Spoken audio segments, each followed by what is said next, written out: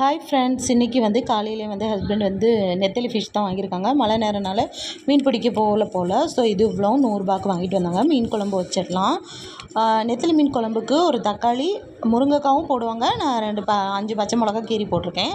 அதுக்கப்புறம் வந்து கொஞ்சம் வாஷ் பண்ணி வச்சுருக்கேன் நெத்தலி மீன் போட்டிருக்கேன். மீதியை வந்து நான் கிழங்குல வச்சு அவிக்கிறதுக்காண்டி வச்சுருக்கிறேன். ஸோ இதுக்கு வந்து மசாலா வந்து அரைச்சி ஊற்றிட்டேன். அஸ் யூஷுவல் நம்ம அரைக்கிற மாதிரி தான். அதை நல்லா கலக்கி எடுத்துக்கோங்க. நெக்ஸ்ட்டு இதில் வந்து 1 டீஸ்பூன் வந்து வத்தல் பொடி, ஒரு அரை டீஸ்பூன் வந்து மல்லிப்பொடி, கொஞ்சோண்டு மஞ்சள் பொடி போட்டு ஆட் பண்ணிக்கோங்க. அடுத்து கல் உப்பு சேர்த்து நல்லா கலக்கி கரைச்சி எடுத்துக்கோங்க. நம்ம குழம்பு கரைக்கல தான் நம்ம குழம்போட ருசி வந்து அதிகமாக இருக்கும். ஸோ அதனால தான் நம்ம அம்மா வைக்கிற குழம்பு வந்து ரொம்ப ருசியாக இருக்கும். ஸோ இது கூடவே வந்து ஒரு கைப்பிடி அளவு வந்து கருவேப்பிலை சேர்த்து நல்லா கொதிக்க வச்சு எடுத்தால் நம்ம சுவையான மீன் குழம்பு ரெடிங்க. கடைசிலையும் கொஞ்சோண்டு கருவேப்பிலை சேர்த்து ஆட் பண்ணிக்கோங்க. சூப்பர் தான்.